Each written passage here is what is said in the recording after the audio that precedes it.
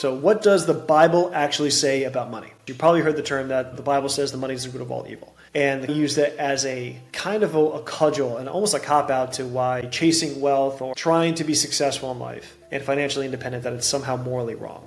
And it's fraught with moral implications. I've had this discussion not just with my own self, but with my wife and with friends and with family members and with complete strangers as well. That as I continue to talk about these things and people reach out to me. A knife, could it be used to murder somebody? Yeah. And guess what? That's evil. Now, who's the evil person or the evil thing? Is it the knife, or was the person wielding the knife who did the evil act? And the answer is it's the person who was wielding the knife. The knife in and of itself is not moral, right? It's what was used. What was the intention behind the use of the knife, and the person who used it? That's the moral being. And in that case, it would have been the person wielding the knife. It's the same thing with money, right? Money can be used to bless other people. Money can be used to buy food for the poor. Money can be used to pay for someone's surgery. Money can be used to go and put your kids through college. Money also can be used to ruin people's lives. And so when it comes down to the money, the root of all money being the root of all evil, it's the intention behind the money. Right? Because obviously, as if you guys are Christians watching this, or if you're not, you probably understand that the church in the Bible talks about tithing and 10% of what you make. And the reason is because that money, which again is a tool, is to be used by the church in order to do the things that God has intended it for, which is to bless others and to take care of others. So here's some verses actually to talk through. And so you're not just taking Ben's word and Ben's interpretation of the Bible or anything that I think about when it comes to these things. But actually, if we're going to talk about a biblical concept, let's actually go to the Bible and see what it says. So you got Proverbs 10:4, right? Which is lazy hands make for poverty, but diligent hands bring wealth, right? You got Proverbs 22:29, which says, do you see someone skilled in their work? They will serve before kings. They will not serve before officials of low rank. What does that mean? They will serve before kings.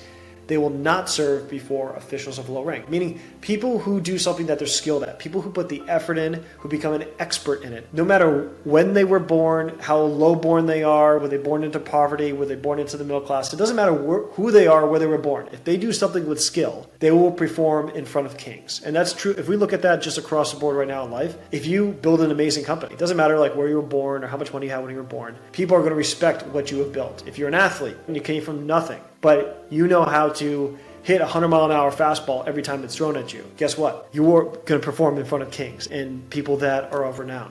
So people respect people who are good at whatever they do at their craft. And so making that into showing you that whatever you do it at with all your heart, as for the Lord, you're doing everything to give glory to God, not to man. And people will respect that because they see how hard it is to do the thing that you are doing at a high level. Another one, Matthew 25:21, his master replied, well done, good and faithful servant. You have been faithful with a few things. I will put you in charge of many things.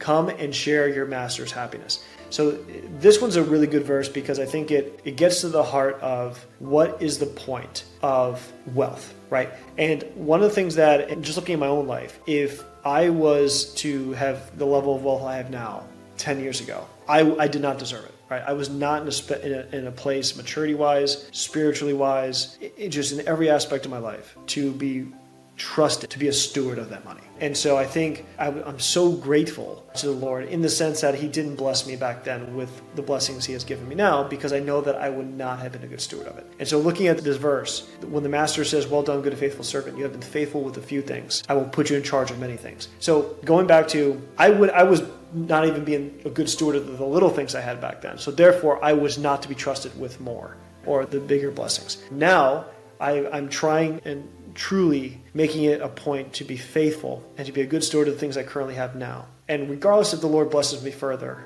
going into the future, it doesn't matter, because that's what I've been created to do, is with the things that I have.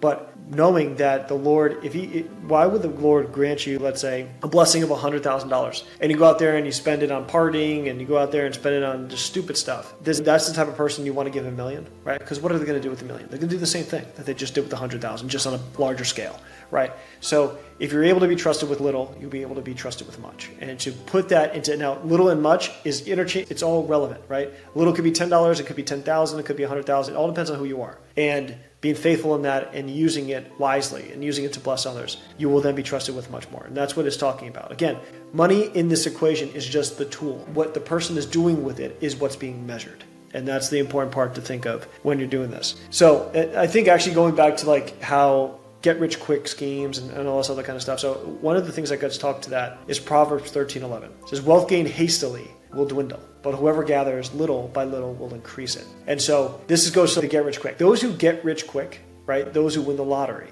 those who just do something and hit $1 million by doing very little work by luck are normally, if you look at the past lottery winners, it's so sad. It's just tragic. Like, they lose the money faster than they made it. It's amazing. Like, they'll get $100 million and literally 5 years later, they're broke, they're in jail, and their lives are just a mess. And you're like, how did that work? They got $100 million. Why did they could have just been retired and just did nothing the rest of their life, or just did fun things. And yet they go out there and they get into drugs, they get into breaking the law. And you're like, what are you doing? You just got $100 million. And it goes back to this verse, right? Wealth gained hastily will dwindle. They didn't do the work to gain it in the first place. So they don't know how to steward it. They didn't know how hard it was to generate that amount of money. And so therefore they don't respect it. And that's like with anything in life. Right? Like, those who are from the moment they're born given everything and don't have any kind of moderation. And we call it don't spoil your child. And we don't want that to happen, because that children that get spoiled with everything, they don't realize the value of those things. So when they get older, they're really incorrigible. They're just hard to deal with people because they have such a skewed view of life. They don't understand really the value of things. That's the same thing when it comes to money. Another one that's pretty good that I think hits to the heart of the matter is, and this is going back to how you build your wealth, is Proverbs 22:1, and that says, a good name is more desirable than great riches. To be esteemed is better than silver or gold. So it goes down to the value of a man. What is it? Is the value of a man in his checking account, or is the value of a man in his character? And I think the obvious answer is his character. But to that point, this goes back to who's entrusted with little and does well will be entrusted with much. I think that those